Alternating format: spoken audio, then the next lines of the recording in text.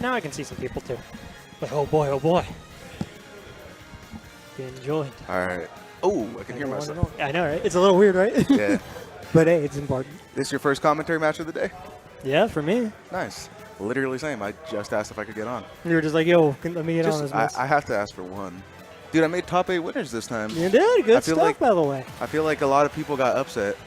I feel like another upset can happen right here, though, because I guess last time Jimmy and him played was it your invitational? Yeah, it was at the Yo Mama Invitational. It was like Game 5. Game 5, which is quite insane.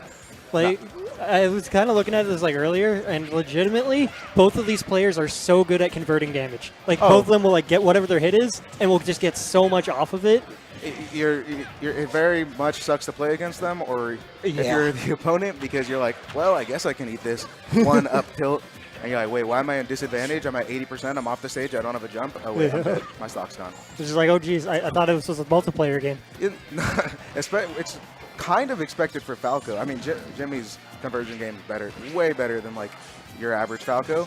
But what's really impressive is Maruko being able to do it with Toon Link, because Toon Link's seen as more of like a nickel and dime-esque character. Boom, I hit you with the bomb. I hit you one more time. Let's reset neutral. Boom, bomb, neutral, on repeat.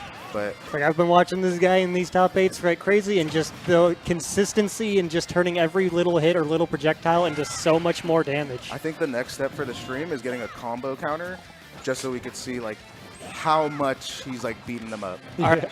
So fun fact about that. I've actually been looking at getting that Elgato foot pedal thing.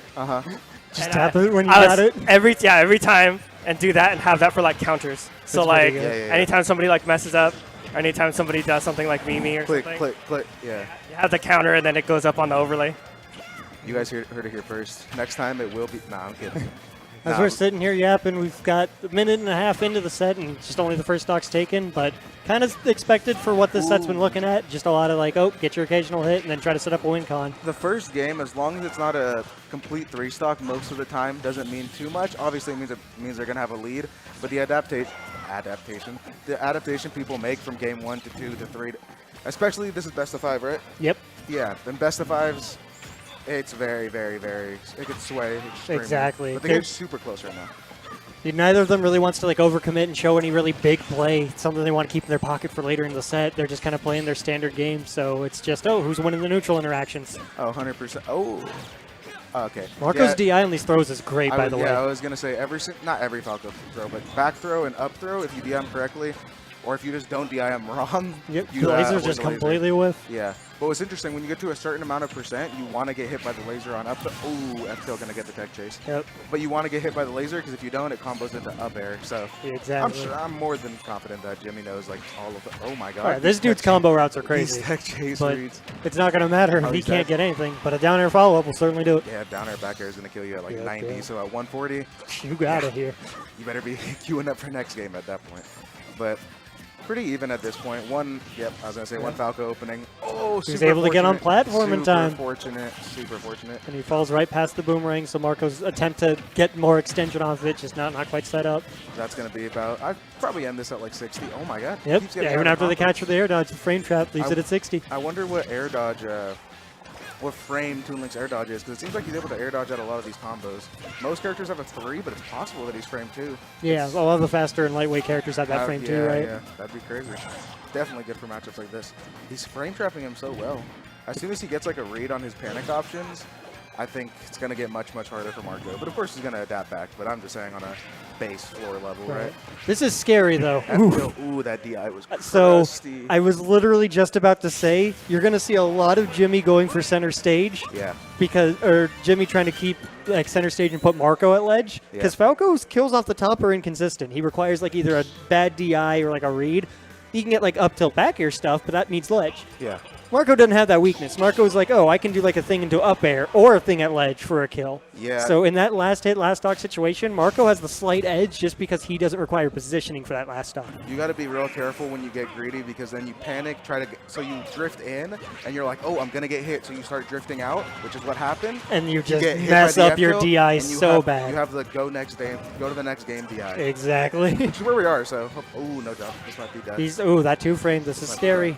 Oh. He didn't have a bomb. If he had a bomb pull, that was Z-drop. Oh, definitely. At like negative percent. The weakness of Falco still just both his recovery options are paused, go, and mad linear. So it's like, if you're in the right position or you can expect like when it'll happen, you can blow them up for that. Dude, he's dead. Other direction, but not quite. It was a little heavier than I get. Oh my god. Just barely avoids the follow-up from the boomerang. DIing out. Yeah, Falco actually is one of the characters. I know all the Spaceys, so Wolf, Falco, and Fox all have a frame 2 air dodge. Really going to help him out with these fair confirms with the bombs, boomerangs, etc. And that's it. These immediate get-ups. Marco loves that up B at ledge. Yeah. If people get into a rhythm of their ledge options, it's just, hey, here's an active killing hitbox. Yep. It's perfect as a call-out. I feel like right now it kind of feels like Jimmy's kind of not doing the same thing, but he has his set. He has his have you ever heard people like saying like their bag of tricks? They have like their toolbox and they pull out of that, and it gets to a certain point where it's like, okay, I've showed you my toolbox or my bag of tricks, you show me yours. Now we have to mix up everything and just play the game. And at the moment, it's looking like Marco's tricks are a little bit deeper. Yeah. I mean, that just happens when you've been playing the game as long as he has, right? Exactly. Barely misses the tech chase. Yeah, he's reading him on these. Thankfully, Toon Link's never going to get anything too damaging off of it. This might be dead. Not quite. Yeah. Not quite. I overestimated it a little bit, but... This kid's got a strong back throw, but not that strong. He ain't like Ness. He's dead. He's dead. He's going to up him. Oh, yeah, he's absolutely setting that up. He's keeping those boomerangs up, knowing just, okay, you have to do this. You have to, and just line it up. This offstage is so rough for Falco. I mean, Toon Link already, like...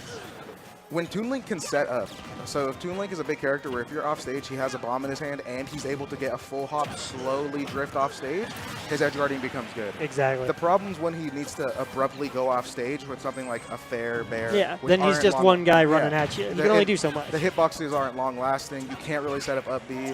But I mean, give him time to set up, he literally turns into an absolute demon off stage. So. Definitely. Oh, tries to get the tech chase. Right now, it's looking like the win cons from like just ledge trappings and ledge options here have been playing Marco's favor. Jimmy needs to like get one of his better combo openings and quick. This is going to be a good amount of damage. That'll do it. No, it's not. The bomb's going to reset him.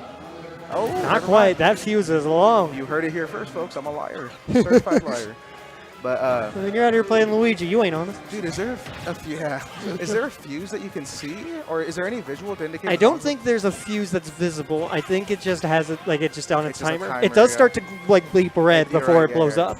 But looking at that, especially when you're all the way down in the bubble, and that's only right before it blows up, that's not going to be a good enough signal for it. You just got to remember. The real trick is that every explosive in this game is like a different timer. Like Toon Link's bombs are different from Young Link's, from Snake grenades. It's so cringe, I know. You got to remember all that mess. Oh. And that's going on the YouTubes. We're out here in Australia. Boomerangs are coming back.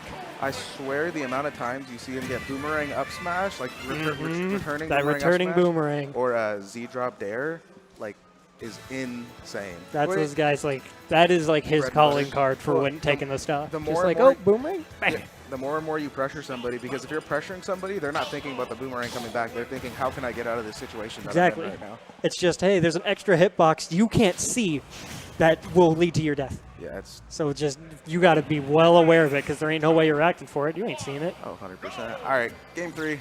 They're running it back to PS2 every time, which, I mean, obviously it's Jimmy choosing it, so I think he feels like he's just underperformed.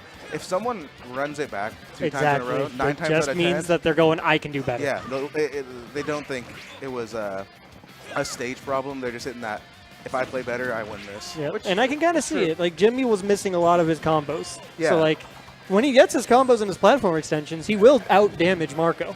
But as it stands, he's not been the most, like, he's not been able to really land all this. It's really hard to get, when you get your openings on a quote-unquote like top-level player, it's hard to commit to them because they'll bait you into thinking you can swing so much and you'll get punished for it that eventually you kind of hit that.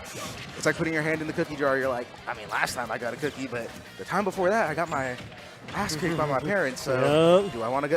Jimmy's just like, I don't know if I want to put my hand in that cookie jar, but hey, eventually you got to reach for it or else you're never going to get the cookie. The name of the game with these top player kind of things is ambiguous. Yeah. Just he does not show, like, because at the end he still has to pick options, but he does not give any tell of, hey, what am I covering? What am I looking for? It's pressure. It's fighting games, or video games in general, but let's just use fighting games, are a lot like actual fighting in real life. When you see boxers go, they're feinting. They're staying in their threat range while barely staying out of the other ones. They are waiting for an opening to either be forced by just forcing you to create an option or do do something. Speaking of force, he is so dead And right speaking of forcing the option, just he perfectly snuffed out all those recovery options. now. That's a filter. Oh, he made it. Okay. Just So barely. That spike a little soft. Yeah. Up tilt, up air isn't going to work quite yet. I don't know if that's ever true or if it's more of a DI mix-up. I genuinely don't know. But On my big bodies, it's been messing me up. So Yeah. on Falco, maybe not this high of a percent. yeah, Mr. Changa is going to have to put in some crazy adaptation. Okay, that's a good little Goes roll. right past it. Some good adaptation if he wants to pull this out the bag. I think he should be going for Nair right there. Yeah, But he what was do a I know? little He's better too than me. like a little too out for blood and not in the best position. So in those situations, something like a nair would have been better because the just it lingering covers more hitbox. options. It is more satisfying to hit the down air, trust me. I know, I go for that too. But that's Yup. dead As soon F-Zero. as I saw the Zaire set up and then the redo, I was like, he is setting up for that down air. Well, I think Marco played amazing. I don't think Jimmy was playing bad per se, but I think he could definitely pull it back in losers. Oh, It says definitely. Winners top 8, so he's more than okay. Jimmy's still consistently one of the better players we've got. He'll make it. We can root for a top 4. But all right, I gotta Thanks go for play. joining me for this. Now Wish go me and luck, play your guys. set, dang it. You guys have a good day. I'll see y'all later. Go in there and play the video game. I'm joined once again by the wonderful